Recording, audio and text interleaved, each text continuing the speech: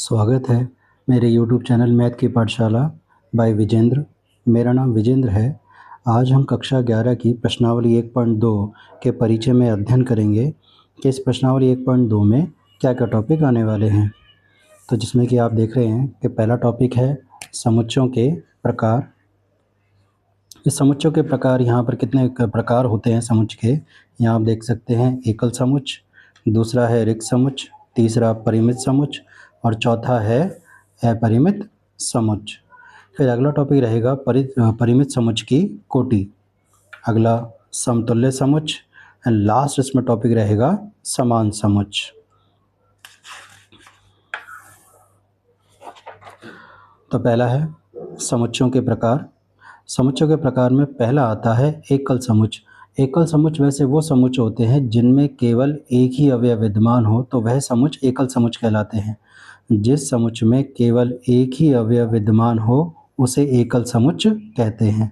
जैसे इस समुच्च में देखिए केवल एक ही अवयव आ रहा है 5। अगले वाले एग्जाम्पल में आप देखेंगे, अगले वाले उदाहरण में एक ही अवयव आ रहा है 0, तो ये एकल समुच्च है। इस वाले में भी केवल एक ही अवयव है, तो ये एकल समुच्च है। अगले वाले में हम देखें, ये वाला जो एग्जाम्पल है, जो ये उदाहरण है, वो मैंने रोस्टर रूप में लिख रखा है। यहाँ अगर आप रोस्टर नहीं, निर्माण रूप में लिख रखा है। तो निर्माण में जो आपको याद हो कि एक स्वेच्छ अचर राशि मानते हैं। स्वेच्छ अचर राशि हमने x ले ली, उसके बाद हमने कॉलन लगा दिया। अब यहाँ जो x का जो मान है वो 9 से बड़ा और 11 से छोटी एक प्राकृतिक संख्या होनी चाहिए। अब 9 से बड़ी और 11 से छोटी केवल एक ही प्राकृतिक संख्या होती है, वो केवल होती है 10। तो यहाँ पर केवल एक ही अवयव आएगा 10, जिसको हम रोस्टर रूप में लिखना चाहें तो उसे लिख सकते हैं। अगला आता है रिक्त समुच्च। वे समुच्च जिसमें कोई भी अवयव विद्यमान नहीं होता है वो रिक्त समुच्च कहलाता है। जिस समुच्च में कोई भी अवयव ना हो रिक्त समुच्च कहलाता है। इसे हम इस फाई से, ये वाला जो सिंबल होता है ये फाई से बोला जाता है कि फाई पढ़ा जाता है, या फिर हम केवल ऐसे खाली समुच्च बनाकर उसे सूचित कर सकते हैं। तो जैसे कि यहाँ अगर हम देखें तो मैंने इसको निर्माण रूप में एक एग्जाम्पल लिया है, x कॉलन।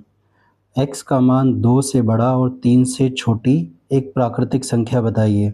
तो ऐसी कोई प्राकृतिक संख्या नहीं होती है जो 2 से बड़ी हो और 3 से छोटी हो। तो ये वाला उदाहरण एक रिक्त समुच्च का है।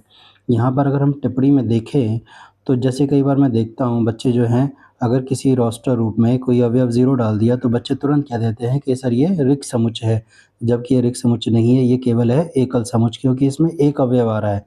बच्चा शून्य समझकर इसको रिक्त समुच्च के बारे में सोच लेता है कि ये शून्य समुच्च है, अर्थात रिक्त समुच्च है। तो यह रिक्त समुच्च नहीं है क्योंकि इस समुच्च में एक अवयव आ रहा है, ये एक अवयव है।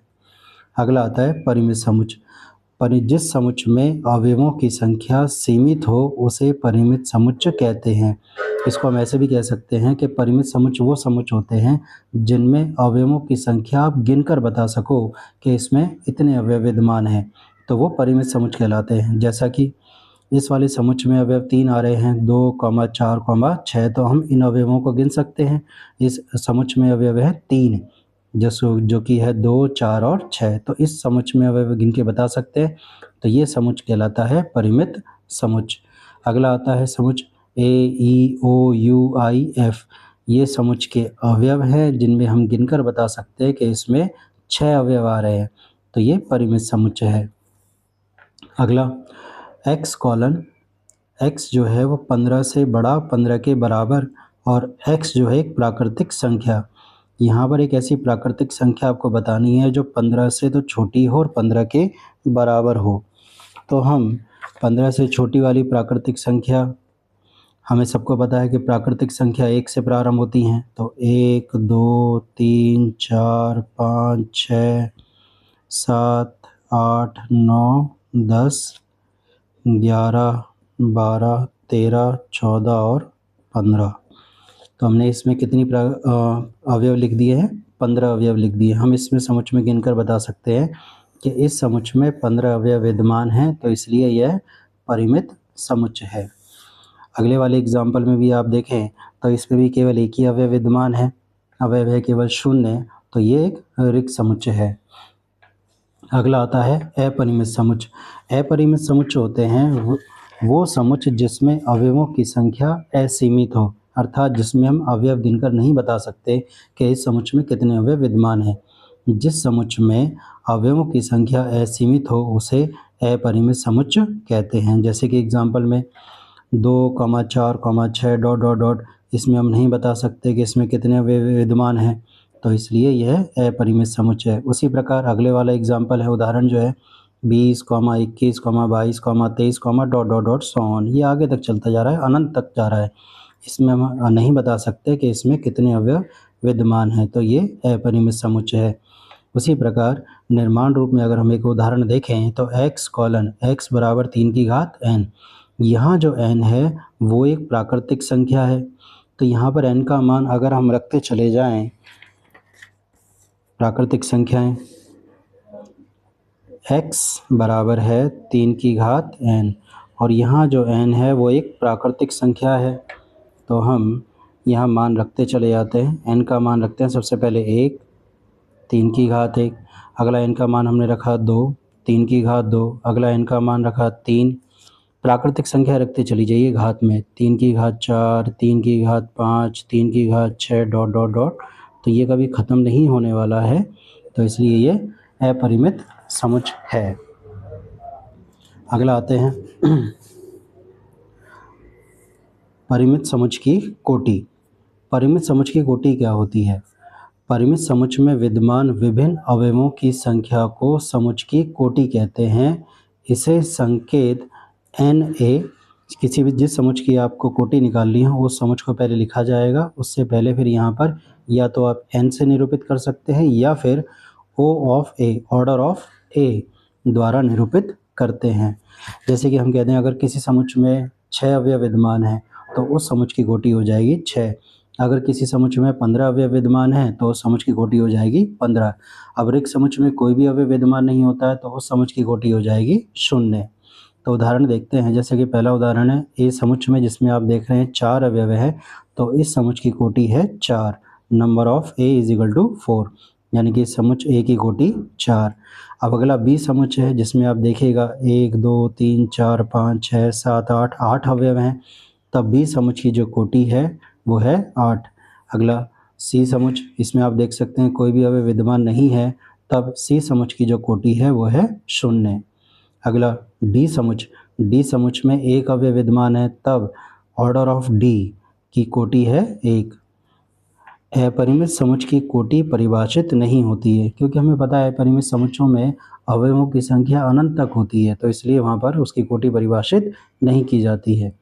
अगला एक टिप्पणी में देखिएगा दूसरा पॉइंट कि यदि a बराबर 2, 4, 5, 5, 5, 6, 7, 8, 8, अगर आपने मेरी पुरानी वीडियो देखी हो तो मैंने वहाँ जो रोस्टर रूप में बारे में बता रखा है, रोस्टर रूप में एक टिप्पणी में मैंने लिखवा रखा है कि जब भी किसी समुच्चय में कोई भी अवयव एक से अधिक बार लिखा जाता है तो केवल उसे एक बार माना जाता है। तो यहाँ पर अगर 5 3 बार लिख दिया तो लेकिन उसे माना केवल एक ही बार जाएगा। 8 यहाँ पर हमने 2 बार लिख दिया तो उसको केवल एक बार माना जाएगा। तो आप देखिएगा यहाँ पर केवल कितने अवयव विद्यमान हैं, 1, 2, 3, 4, 5, 6, तो इस समुच्चय की कोटि कितनी हो जाएगी 6।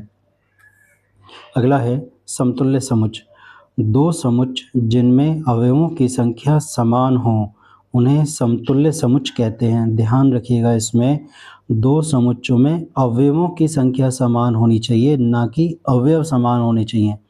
अवयवों की संख्या समान हो उन्हें समतुल्य समुच्चय कहते हैं। यदि समुच्चय ए और बी समतुल्य हैं तो इसे हम इस संकेत से निरूपित कर सकते हैं या फिर इस वाले संकेत से निरूपित कर सकते हैं, अर्थात इसे लिखा जा सकता है।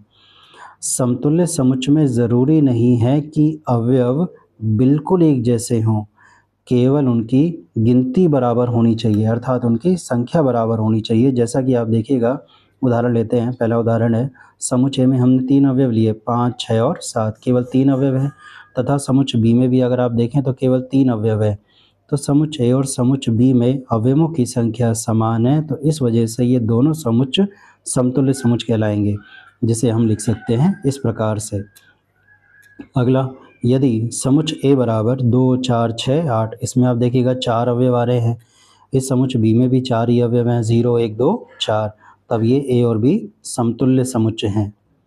अगला लास्ट टॉपिक आता है इसका, समान समुच्चय। ऐसे दो समुच्च जिनके सभी अवयव बिल्कुल एक समान हों।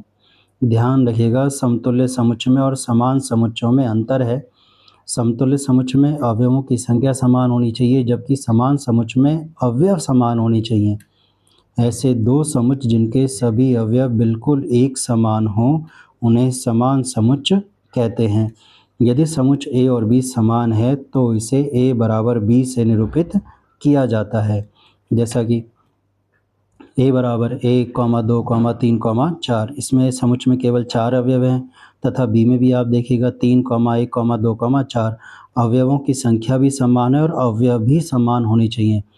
चाहे देखिए आप इसमें जैसे अगर बी समुच्च में देखेंगे आप 3 आ रहा है, ए में भी आप देखिएगा 3 आ रहा है। बी समुच्च में 1 है तो ए समुच्च में भी 1 आ रहा है। बी समुच्च में 2 है तो ए समुच्च में भी 2 आ रहा है। बी समुच्च में 4 है तो ए समुच्च में भी 4 है। तब ए बराबर बी। तब हम जब क्योंकि ये समुच्च ए और बी समान समुच्च है इसलिए तब ए बराबर बी।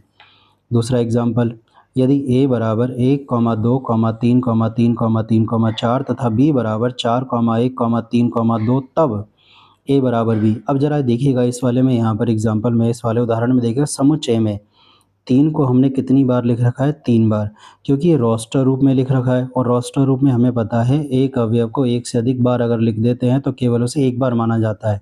तो यहाँ पर केवल 3 जो है वो एक ही बार माना जाएगा।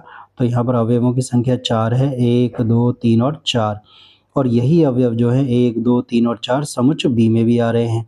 देखिएगा 1, 2, 3 और 4, चाहे उनका क्रम आगे पीछे हो लेकिन इससे कोई परेशानी नहीं होती है। बस जो अवयव ए में है वही अवयव बी में होने चाहिए और जो अवयव बी में है वही अवयव ए में होने चाहिए। अगर ऐसा होता है तो दोनों समुच्च समान समुच्च होते हैं, तो ए बराबर बी। टिप्पणी में ये ध्यान रखिएगा, सभी समान समुच्च समतुल्य समुच्च होते हैं। जैसा कि आप देख रहे हैं ए और बी, अवयवों की संख्या भी समान है और अवयव भी, जो अवयव ए में है वही अवयव बी में है, जो अवयव बी में है वही अवयव ए में है, तो ए बराबर बी। तो ये दोनों समुच्च समान समुच्च तो हैं ही, साथ के साथ समतुल्य समुच्च भी हैं। जबकि इसका उल्टा, सभी समतुल्य समुच्च समान समुच्च नहीं होते। जैसे कि आप देखिएगा समतुल्य समुच्च में अवयव आ रहा है 5, 6, 7, बी में आ रहा है एफ, जी, एच। जो अवयव ए में है क्या वो अवयव बी में आ रहे हैं, या जो अवयव बी में हैं क्या वो अवयव ए में आ रहे हैं? तो यह दोनों समान समुच्च नहीं हैं। ठीक है, तो इसी प्रकार हमारी ये वीडियो समाप्त होती है।